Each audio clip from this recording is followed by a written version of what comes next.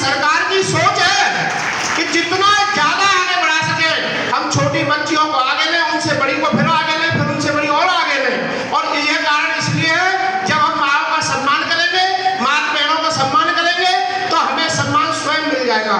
और मैं एक और चीज कहूंगा अपनी माताओं से, छोटे छोटे बच्चों को थोड़ा मोबाइल से दूर रखें। आज की प्रक्रिया इतनी खराब हो चुकी है कि जब बच्चा रोना शुरू कर देता है तो मम्मी उनको मोबाइल पकड़ा देती है। मम्मी शब्द या माँ शब्द केवल आपसे ही जुड़ा हुआ है, पुरुष प्रधान नहीं कहीं भी जुड़ा हुआ है। बताइए, पुरुष का नाम तो केवल आपकी संख्या बढ़ाने में आता है, तो राशन कार्ड में भी आपका ही नाम है। आपके पास राशन कार्ड भी बनवाना नहीं है। अब तो आप सब आपके हाथ में है, आप इसको सही तरह संचालित करें, आपकी व्यवस्था करें, और हम आपके साथ हैं। पीछे चलने वाले पहले आगे चलते थे, लेकिन आज का दौर वो है कि हम आपके पीछे चलने वाले हैं। जैसे मेरी पत्नी भी बहुत से ऐसे कार्यक्रम में रखती है, आपकी माताओं के साथ जुड़ती है, बहनों के साथ जुड़ती है, सबको सम्मानित करती है। हमारी और भी माताएं मेरी बहुत परिचित बैठी हुई हैं, एक एक करके नाम लूंगा तो ठीक नहीं। हमारी ये पुलिस विभाग से हैं, इनसे मेरा बहुत लंबे समय से परिचित है। मैंने इनका अपने यहाँ 2 बार प्रोग्राम भी कराया है मातृशक्ति के विषय में ही। और मैं यही कह रहा हूँ कि आप इसको आगे बढ़ाने में बहुत ज्यादा मदद करें, जिससे कि हम आगे बढ़ सके, हमारा देश आगे बढ़ सके, मातृशक्ति आगे बढ़ सके। जय हिंद, जय भारत। अतिथि महोदय, एसडीएम साहब, उपस्थित सभी अधिकारी कर्मचारीगण, आशाएं बहनें और जो भी उपस्थित हैं स्कूल की बच्चियां, सभी का मैं स्वागत अभिनंदन करती हूँ।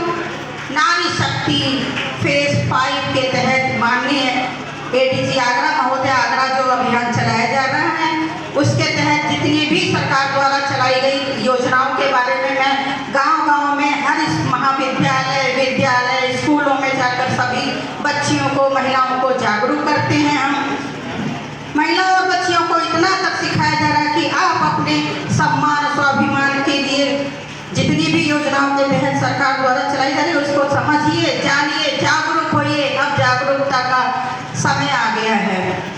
अपने बच्चियों को सरकार द्वारा जन्म से लेकर उसकी विवाह, शादी ब्याह, पढ़ाई लिखाई तक का जो योजनाएं चलाई जा रही हैं उसके बारे में सभी को जानकारी देते हैं।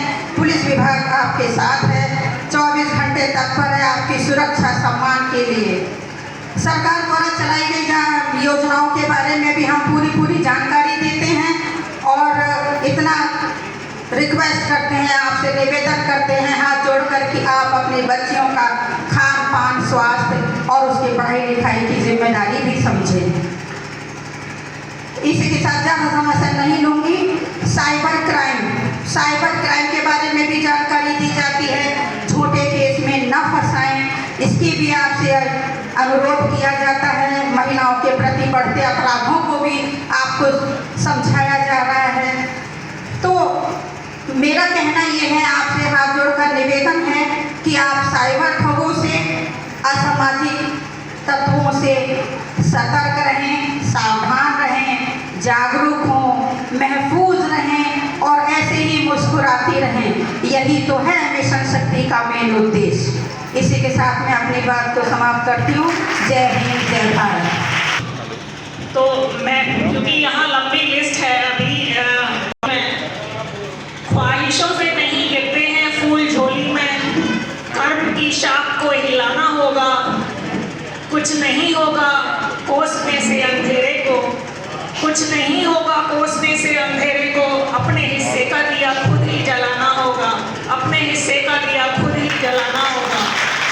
तो मेरा यहाँ उपस्थित मातृ शक्ति से यही रिक्वेस्ट है कि आप लोग जागरूक बनिए और अपने मैडम बन के चले आना, सर जी चले आना, आप एसडीएम रूप में आना, गाड़ी में बैठ करके डायरी हाथ लेके चले आना, सर जी चले आना, आप वीडियो रूप में आना, से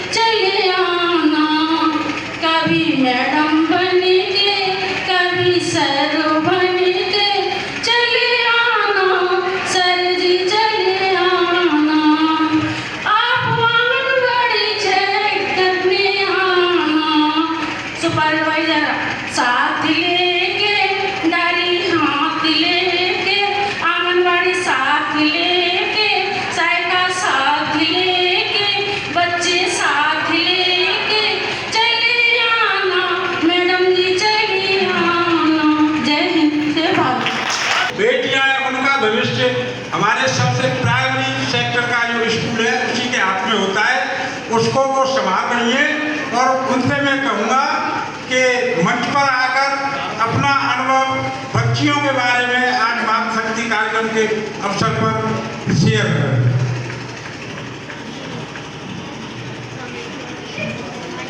आदरणीय मेरे इतनी माताएं बहनें सभी को मेरा नमस्कार।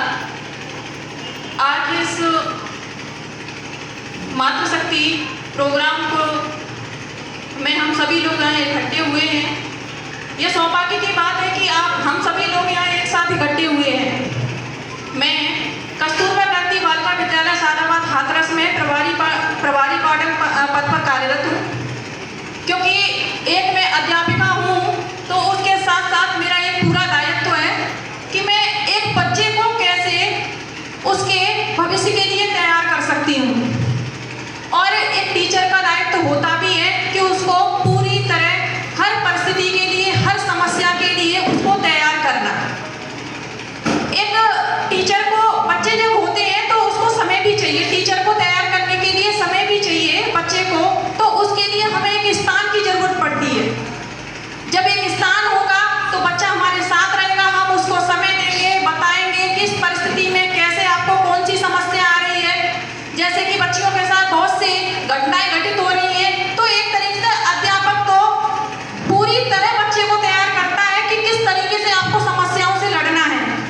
और उस समस्या को लड़ने के लिए हमें एक बच्चे को पूरी तरह उसके भविष्य को निखारने के लिए समय देना पड़ेगा। और समय देने के लिए सरकार ने बहुत बड़ा कार्य किया है कि हर डिस्ट्रिक्ट में कस्तूरबा गांधी बालिका विद्यालय खोले गए हैं, जो कि ज़्यादातर बच्चियों के लिए ही हैं, स्पेशली बच्चों के लिए हैं।